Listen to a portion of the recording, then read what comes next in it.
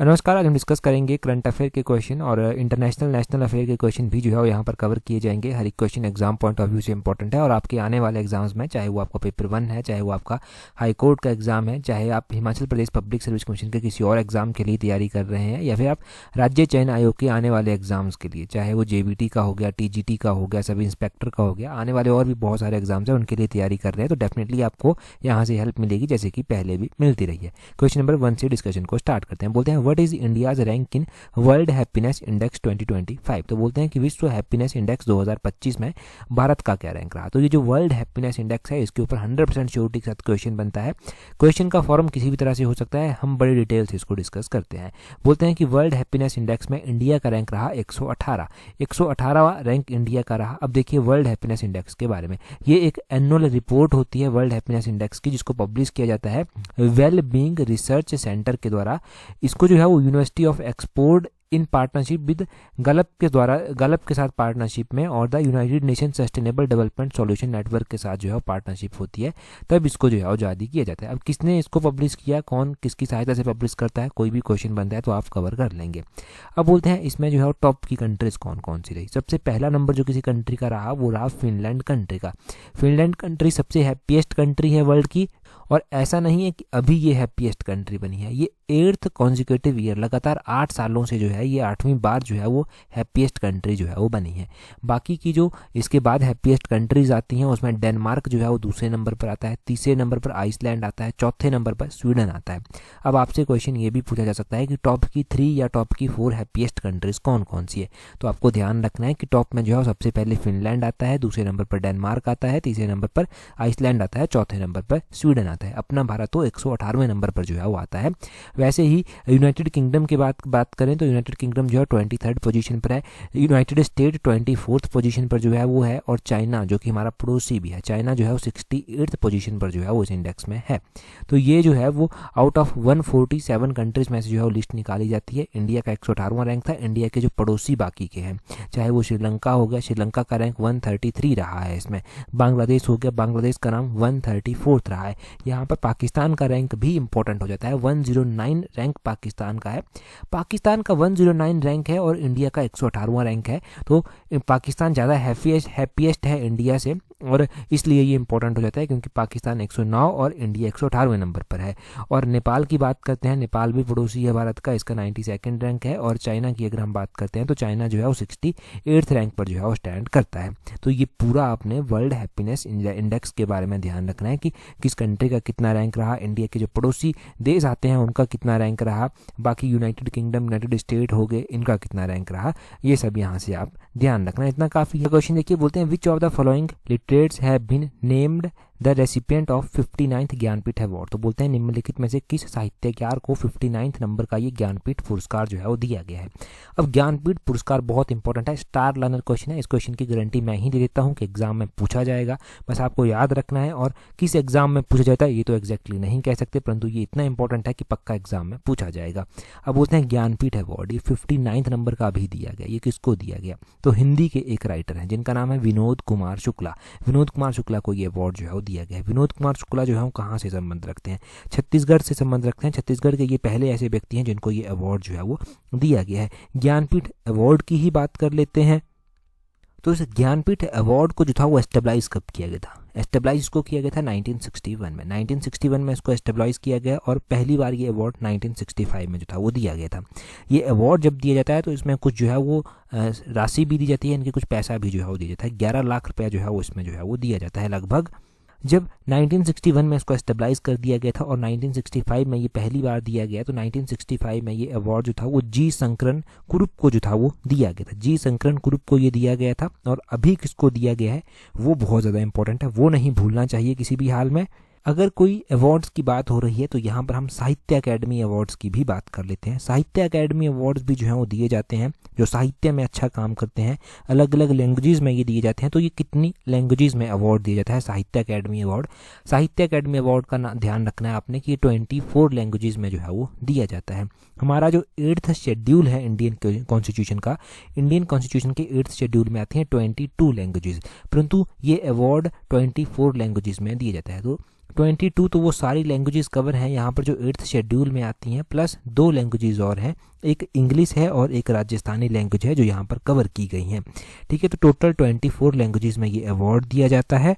और जब लिटरेचर की यहाँ पर बात हो रही है कहीं ना कहीं पर, तो लिटरेचर में आपको नोबेल प्राइज़ इन लिटरेचर भी पता होना चाहिए कि किसको दिया गया। तो नोबेल प्राइज़ इन लिटरेचर जो 2024 में दिया गया था वो किसको दिया गया था? नोबेल प्राइज़ इन लिटरेचर 2024 में जो था वो हांगकांग को जो था वो दिया गया था। ये हांगकांग का नाम आपने ध्यान रखना है। हांगकांग को ये नोबेल प्राइज़ इन लिटरेचर जो था वो दिया गया था 2024 में। हम अगले क्वेश्चन की ओर जो है वो बढ़ेंगे। अगले क्वेश्चन में बोलते हैं as per new definition of MSME what is raised investment limit for micro enterprises. तो बोलते हैं एमएसएमई की जो है वो नई परिभाषा जो है वो आई है। जो माइक्रो स्मॉल मीडियम एंटरप्राइजेज हैं इनकी नई परिभाषा आई है। बोलते हैं इसके अनुसार सूक्ष्म उद्यमों के निवेश की सीमा क्या रखी गई है। तो एमएसएमई में जो है वो माइक्रो स्मॉल मीडियम एंटरप्राइजेज जो है वो होते हैं। जो माइक्रो एंटरप्राइजेज हैं उसमें इन्वेस्टमेंट लिमिट जो है वो कितनी रखी गई है, इसको बढ़ा दिया गया है और बढ़ाकर 2.5 करोड़ जो है वो कर दिया गया है। 2.5 करोड़ कर दिया गया है, 2.5 करोड़ इसको कर दिया गया है। अब देखते हैं पूरी बात मैं आपको समझाता हूँ एमएसएमई के बारे में अगर आपको नहीं बताया। एमएसएमई में जो है वो माइक्रो एंटरप्राइजेज आती हैं, स्मॉल एंटरप्राइजेज आती हैं और मीडियम एंटरप्राइजेज जो है वो इसमें आती हैं। अब ये माइक्रो एंटरप्राइजेज कौन सी होती हैं, मीडियम एंटरप्राइजेज कौन सी होती हैं और इनमें क्या चेंज किया गया है वो हम जानते हैं। अब देखो कोई भी जो है वो एंटरप्राइज होता है, अगर उसको जो है वो माइक्रो एंटरप्राइजेस कहलाना है तो उसकी इन्वेस्टमेंट लिमिट भी होनी चाहिए और उसकी टर्नओवर लिमिट भी होनी चाहिए। वैसे ही स्मॉल में है, वैसे ही मीडियम में है। तो माइक्रो एंटरप्राइजेस में ये था पहले कि 1 करोड़ रुपए तक की किसी की इन्वेस्टमेंट है तो उसको माइक्रो एंटरप्राइजेस का जो है वो खिताब मिल जाता था या स्टेटस जो था वो मिल जाता था। और अगर उसकी टर्नओवर 5 करोड़ तक है तब उसको ये मिलेगा। 1 करोड़ की इन्वेस्टमेंट होनी चाहिए, 5 करोड़ की टर्नओवर होनी चाहिए। परंतु अब इसको बढ़ा दिया गया है। ये जो इन्वेस्टमेंट है इसको 1 करोड़ से बढ़ाकर जो है वो 2.5 करोड़ कर दिया गया है और ये जो टर्नओवर है इसको 5 करोड़ से बढ़ाकर डबल कर दिया गया है, सीधा 10 करोड़ जो है वो कर दिया गया है। वैसे ही स्मॉल एंटरप्राइजेज में जो है वो इन्वेस्टमेंट थ्रेशोल्ड जो है वो पहले 10 करोड़ हुआ करता था, अब 10 करोड़ से बढ़ाकर जो है वो सीधा 25 करोड़ जो है वो उसको कर दिया गया है। और वैसे ही इसकी टर्नओवर सीलिंग जो है वो 50 करोड़ पहले रखी गई थी, अब 50 करोड़ से बढ़ाकर उसको सीधा डबल कर दिया गया है। डबल कर उसको 100 करोड़ जो है वो कर दिया गया है। और वैसे ही मीडियम एंटरप्राइजेज है। मीडियम एंटरप्राइजेज में जो है वो पहले जो है वो इन्वेस्टमेंट की लिमिट 50 करोड़ हुआ करती थी, अब 50 करोड़ से बढ़ाकर जो है वो सीधा 125 करोड़ जो है वो इन्वेस्टमेंट लिमिट जो है वो कर दी गई है। टर्नओवर लिमिट इसमें जो है वो 250 करोड़ से बढ़ाकर सीधा डबल कर जो है वो 500 करोड़ जो है वो कर दी गई है, 500 करोड़ जो है वो कर दी गई है। तो ये इन्वेस्टमेंट लिमिट है, ये टर्नओवर लिमिट है, इस तरह से इसको बढ़ाया गया है। और ये जो नए इस तरह की डेफिनेशन लाई गई है, ये जो नया रिवीजन किया गया है इसमें, इसको जो है वो 1 अप्रैल 2025 से जो है वो लागू कर दिया जाएगा। ये भी ध्यान रखना है कि 1 अप्रैल 2025 से ये लागू हो जाएगी और इस तरह से इन्वेस्टमेंट की लिमिट, टर्नओवर की लिमिट जो है वो रखी गई है। अगले क्वेश्चन की ओर जो है अभी हम चलेंगे। अगला क्वेश्चन भी काफ़ी इंपॉर्टेंट है। बोलते हैं FIFA world cup 2026 will be hosted by which of the following country. तो इंटरनेशनल अफेयर में बहुत ज़्यादा इंपॉर्टेंट क्वेश्चन है ये कि फीफा वर्ल्ड कप जो 2026 होगा उसको कौन सी कंट्रीज जो है वो होस्ट करेंगी। इसको एक कंट्री जो है वो होस्ट नहीं करेगी, इसको 2-3 कंट्रीज जो है वो मिलकर जो है वो होस्ट करेंगी। अब देखो कौन कौन सी कंट्रीज जो है वो इसको मिलकर होस्ट करेंगी। तो इसको एक तो कनाडा, एक मैक्सिको और एक यूनाइटेड स्टेट जो है वो मिलकर होस्ट करेंगे। ऑप्शन ए जो है वो इसका सही आंसर हो जाएगा। अब फीफा जो है वो आपको पता होना चाहिए कि फुटबॉल से जो है वो संबंधित है। फीफा वर्ल्ड कप जो होता है वो फुटबॉल से संबंधित होता है और इसको जो होस्ट करेंगे इस बार मन के 2026 में। इससे पहले ये 2022 में जो था वो एडिशन इसका हुआ था। 2022 में जब हुआ था तो कतर के द्वारा जो था वो इसको होस्ट किया गया था। अब सिर्फ 4 सालों के बाद ये होगा सीधा जाकर, तो कनाडा, मैक्सिको और यूनाइटेड स्टेट जो है वो इसको होस्ट करेंगे 2026 में। 2026 से पहले 2022 में हुआ था, 2022 से पहले 2018 में हुआ था। 2018 में जब ये हुआ था तो उस टाइम इसको रशिया में जो था वो होस्ट किया गया था। 2018 से पहले 2014 में हुआ था। 2014 में ये ब्राज़ील के द्वारा जो था वो होस्ट किया गया था। तो इस तरह से होस्ट करने वाली अलग अलग कंट्रीज जो हैं वो हर साल रहती हैं। हमने जो है वो अलग अलग गेम्स के बारे में पढ़ रखा है, जैसे कि हमने एशियन गेम्स के बारे में पढ़ रखा है। एशियन गेम्स जो हुई थी 2022 में हुई थी, चाइना के हांगझोंग रीजन में हुई थी। अब 2026 में होंगी, वो जापान जो है वो उसको होस्ट करेगा। 2026 के बाद 2030 में होंगी तो कतर कंट्री जो है उनको होस्ट करेगी। दोहा में जो है वो उनको होस्ट किया जाएगा कतर के द्वारा। और वैसे ही ओलंपिक्स खेलों का हमने अलग अलग टाइम में पढ़ा है। ओलंपिक्स खेलों का हमने क्या पढ़ा है कि ओलंपिक्स जो हुए थे 2024 के वो पेरिस में हुए थे। 2028 के यूनाइटेड स्टेट के लॉस एंजल्स में जो है वो होंगे, और 2024 से पहले 2022 में ये हुए थे। 2022 में ये जापान के टोक्यो में जो था वो हुए थे। तो ये ओलंपिक्स के बारे में भी हमें जो है वो पूरी जानकारी है, हमने ओलंपिक्स के बारे में भी जानकारी इकट्ठी कर रखी है, उसके बारे में हमने ऑलरेडी पढ़ रखा है। अगला क्वेश्चन हम देखेंगे, अगले क्वेश्चन को डिस्कस करेंगे, परंतु अगला क्वेश्चन डिस्कस करें उससे पहले अगर आप तैयारी कर रहे हैं अपकमिंग पेपर 1 के लिए, आप हाई कोर्ट के एग्जाम के लिए तैयारी कर रहे हैं, आप Himachal Pradesh public service commission के किसी और एग्जाम या फिर राज्य चयन आयोग के अपकमिंग एग्जाम जैसे कि JVT TGT हो गया आपका, आपके सब इंस्पेक्टर के एग्जाम आएंगे, जूनियर ऑफिस असिस्टेंट, किसी भी ऐसे एग्जाम के लिए तैयारी कर रहे हैं तो कॉम्प्रिहेंसिव वे से अपनी स्टडी को एक अच्छी शेप दे सकते हैं। उसके लिए आप हमारी कॉम्प्रिहेंसिव टेस्ट सीरीज को ज्वाइन कर सकते हैं ताकि इन सभी एग्जाम्स को बहुत सा जो हिमाचल के सारे एग्जाम्स हैं उनको कवर कर सकें, जिसका टेस्ट सीरीज का लिंक नीचे डिस्क्रिप्शन बॉक्स कमेंट बॉक्स में जो है वो दिया गया है। टेस्ट सीरीज को टाइमली ज्वाइन करेंगे तो ज़्यादा से ज़्यादा टाइम उसको रिवाइज भी कर पाएंगे और अपनी कमियों को बार बार एनालाइज कर जो है वो उनके ऊपर बार बार काम कर पाएंगे और अपनी नई नई चीज़ों को जो है अपनी डिक्शनरी में जो है वो ऐड कर पाएंगे, अपने जो है माइंड में उनको ऐड कर पाएंगे। वो तभी पॉसिबल हो पाएगा अगर आप टाइमली जो है वो ज्वाइन करते हैं और टाइमली जो है वो उसको पढ़ते भी हैं, उसको अच्छे से देखते भी हैं। अगर किसी को भी टेस्ट सीरीज से रिलेटेड कोई दिक्कत आती है, मतलब किसी ने ज्वाइन भी की हुई है तब भी कोई दिक्कत आती है, तो आप हमें ईमेल करें, कोई दिक्कत नहीं है, आप ईमेल हमें करेंगे। आपकी टेस्ट सीरीज अगर ओपन नहीं हो रही तब वो ओपन हो जाएगी, अगर ओपन हो गई है, किसी क्वेश्चन में डाउट है तब वो डाउट क्लियर कर दिया जाएगा, वो कोई दिक्कत की बात नहीं है। परंतु पता तो हमें तभी चलेगा ना जब आप हमें ईमेल करेंगे, तो ईमेल कर देना, दिक्कत आपकी सॉल्व हो जाएगी। हमारा टेस्ट सीरीज का स्लॉट 1 बिल्कुल फुल हो चुका है, स्लॉट 2 हमने ओपन कर दिया है। स्लॉट 2 में आप हमारे साथ अभी जुड़ सकते हैं, तो जल्दी से जाकर जुड़ जाइए। कोई भी दिक्कत आती है डायरेक्टली ईमेल करना, आपकी दिक्कत को सॉल्व कर दिया जाएगा। हम आपसे खुद कांटेक्ट करेंगे, आप ईमेल तो करें एक बार। अगला क्वेश्चन देखिए, बोलते हैं recently who has been elected as new president of International Olympic Committee. तो ये इंटरनेशनल ओलंपिक कमेटी है एक, अब बोलते हैं इसके नए प्रेसिडेंट किसको बनाया गया है।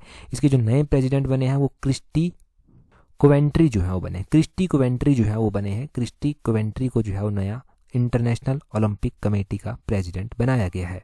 ये जो इंटरनेशनल ओलंपिक कमेटी है ना, इसको स्थापित कब किया गया था? 1894 में जो था वो इसको स्थापित किया गया था। और इसका हेडक्वार्टर कहाँ पर है? इसका हेडक्वार्टर जो है स्विट्जरलैंड में स्थित है। स्विट्जरलैंड में भी कहाँ पर स्थित है?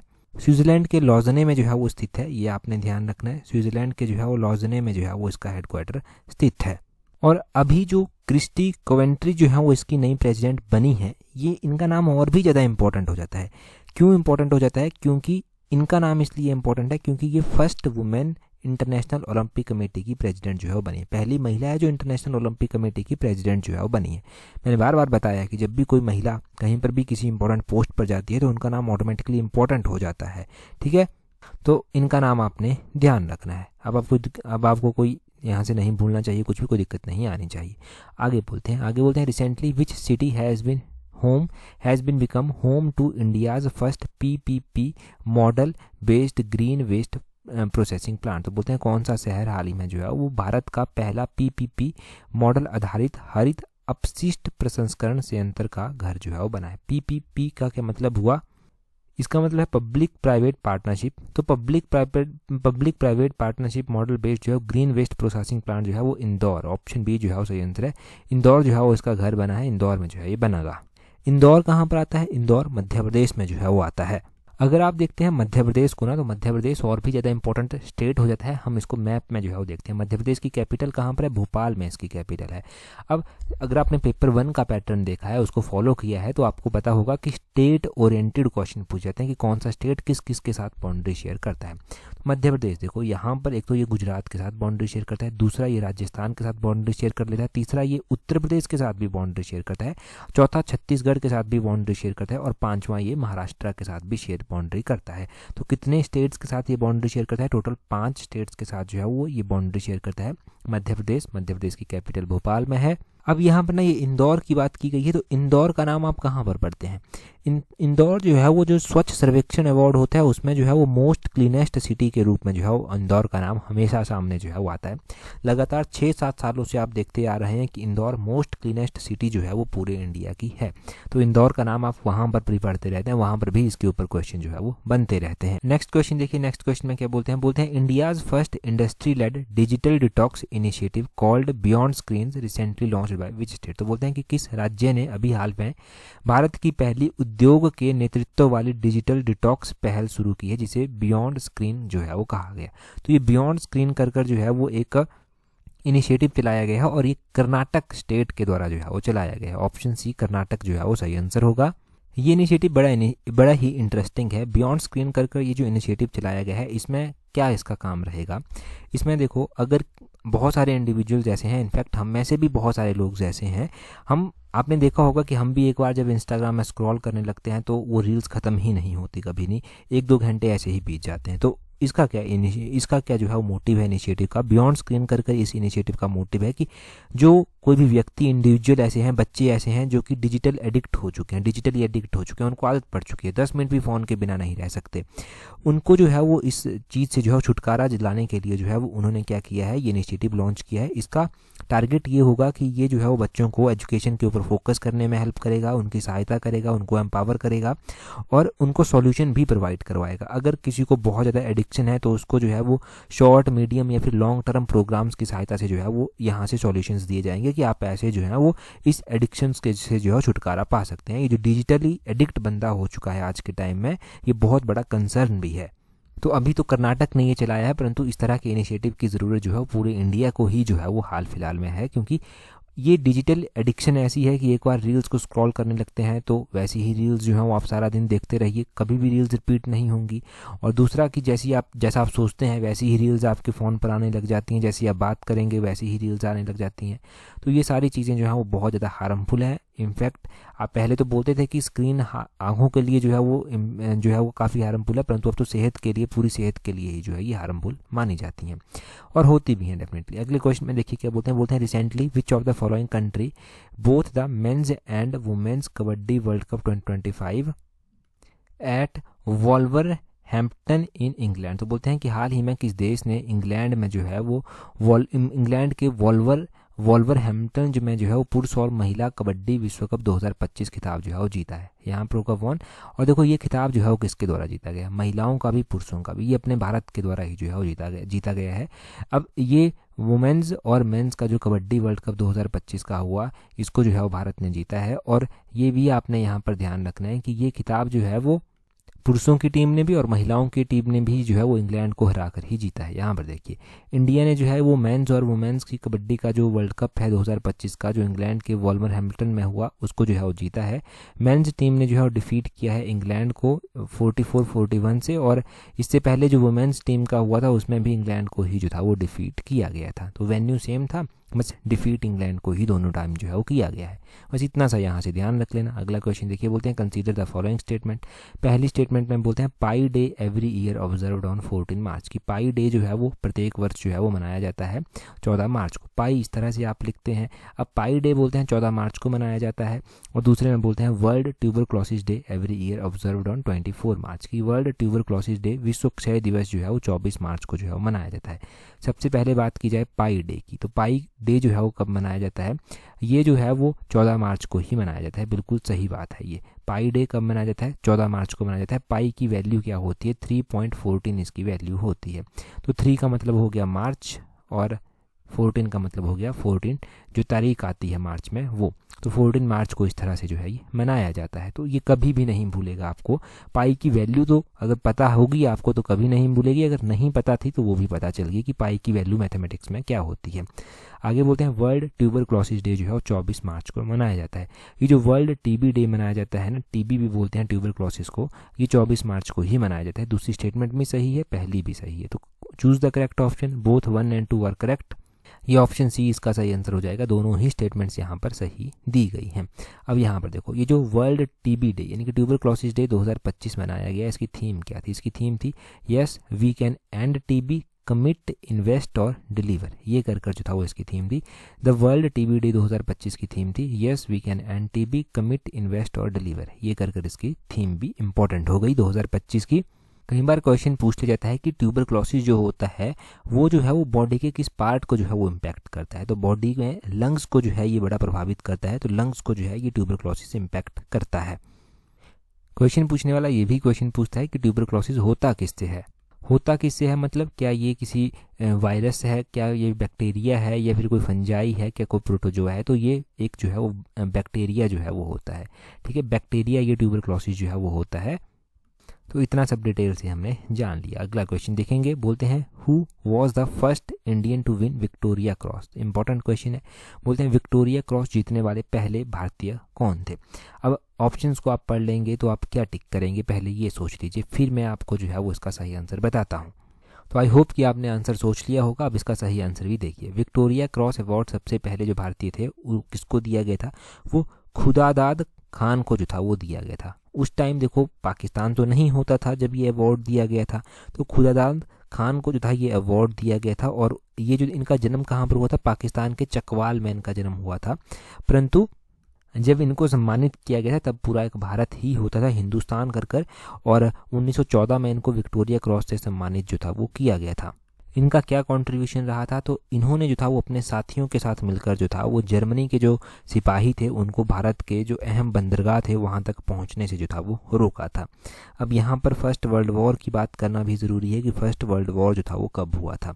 फर्स्ट वर्ल्ड वॉर जो था वो 1914 में स्टार्ट हुआ था। 1914 से 1918 तक जो था ये चला था। एक बात ये ध्यान रखनी है, अगर फर्स्ट वर्ल्ड वॉर की बात हो ही रही है तो सेकेंड वर्ल्ड वॉर की बात करना भी यहाँ पर ज़रूरी है।